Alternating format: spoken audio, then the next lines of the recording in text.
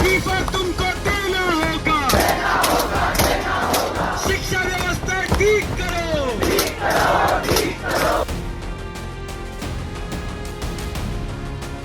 मोदी जी कहते हैं कि ये विश्व गुरु है। वाह जी वाह, क्या विश्व गुरु है जहां नीट पेपर लीक होते हैं और बच्चे उससे परेशान होके सुसाइड कर लेते हैं। पहले लड़े थे गोरों से, अब लड़ रहे हैं चोरों से। जब तक धर्मेंद्र प्रधान इस्तीफा नहीं देंगे तब तक हम यहाँ पे हैं।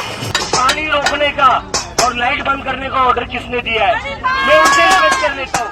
लो भाई, अब एक बड़ी लड़ाई शुरू हो चुकी है। इस लड़ाई से बीजेपी किस तरह घबराई हुई नजर आ रही है, इसे आप एक घटना के जरिए समझ सकते हैं। जब मैं आपको वो घटना बताऊंगा तो आप हैरान रह जाएंगे और सोचने पर मजबूर हो जाएंगे। जिस कॉकरोच जनता पार्टी को बीजेपी और सरकार ने हल्के में लिया था, वही आज पूरी सरकार के लिए सिरदर्द बनती दिखाई दे रही है। इतना ही नहीं, हाल के कुछ घटनाक्रम ऐसे हुए जिसने सरकार के हाथ पांव फुला कर रख दिए। नमस्कार दोस्तों, मैं हूं परवीन सानी। दोस्तों, इस बारे में ज़्यादा विश्लेषण नहीं करूंगा। मैं आपको कुछ वीडियो दिखाऊंगा और उन्हीं वीडियो के आधार पर आप खुद तय कीजिए कि इस वक्त कॉकरोच जनता पार्टी की ताकत कितनी बढ़ चुकी है। जिस तरह से कॉकरोच जनता पार्टी और अभिजीत दीप के अमित शाह की पुलिस की आंखों में आंखें डालकर पूछ रहे हैं, आपको हमें रोकने की इजाज़त किसने दी, नरेंद्र मोदी या अमित शाह ने? ये आवाज़ बताती है कि अभिजीत को युवाओं का कितना बड़ा समर्थन मिल रहा है। पानी रोकने का और लाइट बंद करने का ऑर्डर किसने दिया है? मैं उनसे रिक्वेस्ट कर लेता हूँ। मैं समझता हूँ आप लोग उनके अगेंस्ट नहीं जा सकते। मैं समझता हूँ आप लोग उनके ऑर्डर को बाईपास नहीं कर सकते। आप मुझे बस नाम बता दीजिए, क्या प्राइम मिनिस्टर ने बोला है पानी बंद करने के लिए? क्या प्राइम मिनिस्टर ने बोला है लाइट बंद करने के लिए? क्या होम मिनिस्टर ने बोला है पानी और लाइट बंद करने के लिए? आप मुझे बता दीजिए, मैं उनसे रिक्वेस्ट कर लूंगा। इसी दौरान जब अभिजीत दीप के लगातार 3 दिनों से हजारों छात्रों के साथ जंतर मंतर पर प्रदर्शन कर रहे थे, तब भारतीय किसान यूनियन की ओर से एक संदेश आया। संदेश साफ था, हम आपके साथ हैं। कोई भी लड़े वो अच्छा है और हम उनके समर्थक भी हैं। अगर कोई बुरे काम के विरुद्ध आवाज उठाता है, देश को बचाने के लिए कोई आवाज उठाता है, तो हम उसके साथ में हैं। हमारा नैतिक समर्थन तो सभी आंदोलनकारियों के साथ होगा। 25 तारीख चंडीगढ़ मीटिंग में आपने जिन को बुलाया है वो agree to come and join with you? बहुत से एग्री हैं, सैकड़ों संगठन आएंगे। तो आपने सुना, किसानों का बड़ा संगठन कह रहा है, अभिजीत तुम डरो मत, लड़ो, हम तुम्हारे साथ हैं। ये वही किसान हैं जिन्होंने अपने आंदोलन के दौरान सरकार को इस तरह झुकने पर मजबूर कर दिया था कि तीनों कृषि कानून वापस लेने पड़े थे। अब जब वही किसान कॉकरोच जनता पार्टी के समर्थन में उतर आए हैं, तो साफ है कि ये लड़ाई और बड़ी होने वाली है। उधर अभिजीत अपने हजारों समर्थकों के साथ दिल्ली के जंतर मंतर पर डटे हुए हैं। उनका आरोप है कि पुलिस उन्हें कई तरह से परेशान कर रही है। कभी लाइट बंद की जा रही है, कभी आधार कार्ड मांगा जा रहा है और कभी दूसरे तरीके से दबाव बनाया जा रहा है। लेकिन इन सब के बावजूद वो पीछे हटने को तैयार नहीं है और यही जज्बा इस लड़की की आवाज में भी सुनाई देता है। कितना अच्छा विश्व गुरु बन रहा है, जहां पर युवाओं को अपने अधिकारों के लिए यहाँ पर सड़कों पे उतरना पड़ रहा है। इतना अच्छा विश्व गुरु बन रहा है। आए दिन हमें अपने राइट्स के लिए, अपनी बेसिक नीड्स के लिए हमें सड़कों पे उतरना पड़ रहा है। मोदी जी कहते हैं कि ये विश्व गुरु है। वाह जी वाह, क्या विश्व गुरु है जहां नीट पेपर लीक होते हैं और बच्चे उससे परेशान होके सुसाइड कर लेते हैं। और अगर कोई फ्रस्ट्रेट होकर आवाज उठाए तो उसको एंटी नेशनल कह देते हैं। वाह जी वाह, क्या देश है विश्व गुरु, हमारा देश है विश्व गुरु। वाह जी वाह। पहले लड़े थे गोरों से, अब लड़ रहे हैं चोरों से। कि पहले लड़े थे गोरों से, अब लड़ रहे हैं चोरों से।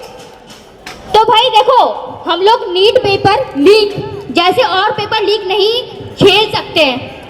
मुझे खुद अपने फ्यूचर की टेंशन है। मैं आज जब देख रही हूँ ना कि बच्चे फ्रस्ट्रेट होकर नीट पेपर लीक होकर आए दिन सुसाइड कर रहे हैं, तो मुझे टेंशन होती है कि आने वाले टाइम पर मुझे भी पढ़ना है, आगे बढ़ना है, अपना फ्यूचर बनाना है। अगर ऐसा ही चलता रहा तो क्या मेरा फ्यूचर बन पाएगा? नहीं बन पाएगा।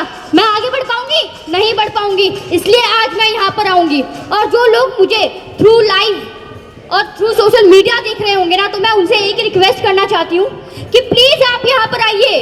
आप सोच रहे होंगे कि ये हमारे साथ थोड़ी हो रहा है, हमें क्या? तो मैं आपसे रिक्वेस्ट करना चाहूंगी कि आज तो इन लोगों के साथ हो रहा है, आज तो जो नीट पेपर लीक दिया था उन बच्चों के साथ हो रहा है, आने वाले टाइम पर आपके साथ भी होगा। इसलिए आपको आना होगा और आप इधर आइए, ठीक है? आना होगा। तो अपनी बातों को मैं यहीं से खत्म करना चाहूंगी। और साथ ही अभी जीत दीप के हमारे जो भैया इतनी मेहनत से यहाँ पर प्रोटेस्ट कर रहे हैं ना, हम लोगों के लिए, हम जेनजीज के लिए, हम जन अल्फा के लिए, हमारे फ्यूचर के लिए लड़ रहे हैं ना, तो हम उनसे यही कहना चाहेंगे कि आप मेहनत करते रहिए, हम आपके साथ हैं। जब तक धर्मेंद्र प्रधान इस्तीफा नहीं देंगे तब तक हम यहाँ पे हैं। और चाहे बारिश आए, आंधी आए, तूफान आए, हम यहाँ पर हैं और यहीं पर रहेंगे जब तक धर्मेंद्र प्रधान इस्तीफा नहीं देंगे। धर्मेंद्र प्रधान इस्तीफा दो। तो आपने इस 14 साल की लड़की की आवाज सुनी? उसकी आवाज में कितना गुस्सा है। वो कह रही है कि आजादी की लड़ाई गोरे अंग्रेजों से लड़ी गई थी, अब लड़ाई चोरों से है। यह बयान दिखाता है कि कुछ छात्रों के भीतर कितना फ्रस्ट्रेशन है और वो व्यवस्था को किस नजरिए से देख रहे हैं। सरकार उस नाराजगी को किस तरह संभाल रही है, ये बहस का विषय हो सकता है। लेकिन इस लड़की ने मन से अपने मन की बात पूरी स्पष्टता के साथ रख दी। तो दोस्तों, पूरी कहानी यही है कि लड़ाई अब और बड़ी होती दिखाई दे रही है। कई युवा खुलकर सरकार के खिलाफ अपनी आवाज उठा रहे हैं और ये 14 साल की लड़की भी मंच से यही कह रही है कि व्यवस्था में भ्रष्टाचार है और लड़ाई उसी के खिलाफ है। तो दोस्तों, सवाल सिर्फ एक प्रदर्शन का नहीं, सवाल उस व्यवस्था का है जो हर विरोध की आवाज को पहले नजरअंदाज करती है और फिर उसे दबाने की कोशिश करती हुई दिखाई देती है। लोकतंत्र में सरकार की सबसे बड़ी ताकत जनता का भरोसा होता है, लेकिन अगर जनता, छात्र, किसान और युवा लगातार अपनी बात सड़क पर आकर कहने को मजबूर हो, तो ये किसी भी सरकार के लिए आत्ममंथन का विषय होना चाहिए। आखिर क्यों युवाओं को अपनी मांगे मनवाने के लिए दिन रात धरने पर बैठना पड़ रहा है? क्यों उन्हें बार बार अपनी बात साबित करनी पड़ रही है? अगर सरकार के पास हर सवाल का जवाब है तो फिर संवाद से डर कैसा? लोकतंत्र में सवाल पूछना अपराध नहीं बल्कि नागरिक का अधिकार है। सरकार का काम आलोचकों को दुश्मन समझना नहीं बल्कि उसे सुधार का अवसर मानना है। इतिहास गवाह है कि जब भी सत्ता ने जनता की आवाज को हल्के में लिया, तब वही आवाज एक बड़े आंदोलन में बदल गई। इसलिए जरूरत है इस बात की कि विरोध करने वालों को प्रतिद्वंदी नहीं बल्कि लोकतंत्र का हिस्सा माना जाए। आज मंच पर बोलने वाला एक छात्र हो सकता है, एक किसान हो सकता है या एक आम नागरिक, लेकिन उसके पीछे खड़े सवाल पूरे समाज के हो सकते हैं। सरकार जितनी जल्दी उन सवालों का जवाब देगी उतना ही लोकतंत्र मजबूत होगा। और अगर जवाब देने की बजाय केवल विरोध को नियंत्रित करने की कोशिश होगी तो असंतोष बढ़ेगा और बहस भी तेज होगी। फिलहाल नजरें इस पूरे घटनाक्रम पर बनी रहेगी। आप अपनी राय कमेंट में जरूर बताइएगा कि लोकतंत्र में सरकार को विरोध की आवाज सुननी चाहिए या उसे दबाने की कोशिश करनी चाहिए।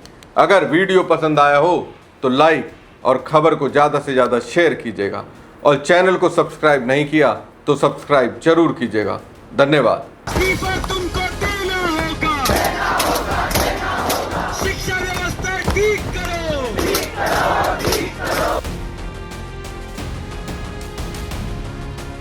मोदी जी कहते हैं कि ये विश्व गुरु है। वाह जी वाह, क्या विश्व गुरु है जहां नीट पेपर लीक होते हैं और बच्चे उससे परेशान होके सुसाइड कर लेते हैं। पहले लड़े थे गोरों से, अब लड़ रहे हैं चोरों से। जब तक धर्मेंद्र प्रधान इस्तीफा नहीं देंगे तब तक हम यहाँ पे हैं। पानी रोकने का और लाइट बंद करने का ऑर्डर किसने दिया है? मैं उनसे